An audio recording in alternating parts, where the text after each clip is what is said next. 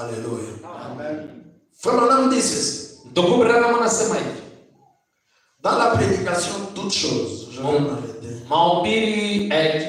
Toutes choses, prêchées le 24 novembre 1962 le soir. Au paragraphe 48. Il y a encore une chose dont j'aimerais parler ici. En rapport avec notre pardon. Et c'est que après que nous avons reçu le pardon, nous recevons la pureté avec ce pardon. Amen. Amen. Alléluia. Amen. Si vous croyez qu'il est mort à votre place, vous êtes pardonné.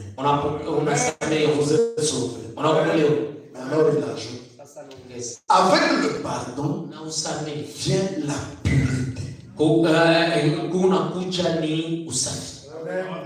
Amen. Amen. Parce que la conscience du péché a été ôtée.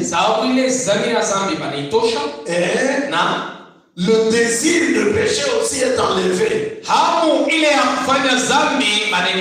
Cela fait que la personne qui a été réellement pardonnée ne va plus commettre des péchés.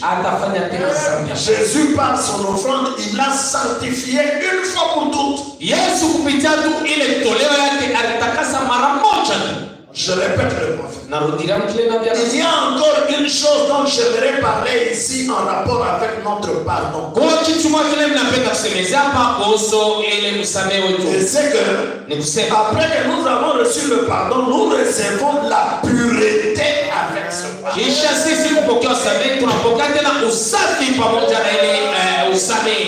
Dans le message de Branham, il y a la grâce du pardon qui vient de la parole vivante. Si réellement tu reçois ce pardon, sache que le pardon s'accompagne de la pureté.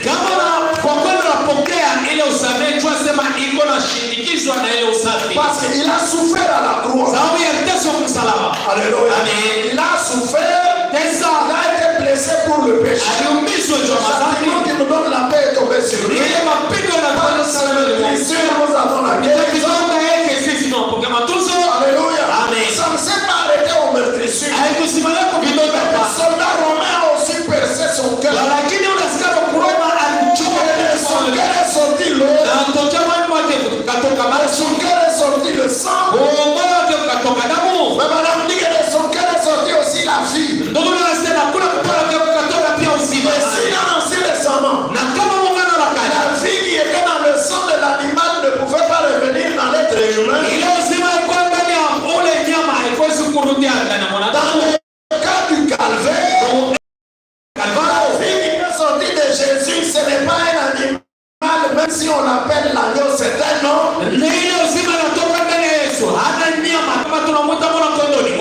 Cette vie-là, elle vient entrer dans le cœur de l'adoration. Et ça vient, ce qui fait qu'avec le pardon qu'il a reçu, il reçoit aussi la pureté. Frère Branham continue. Toujours à cet endroit. Maintenant, si vous faites juste comme si vous avez obtenu le pardon, vous n'avez pas reçu la pureté. Amen.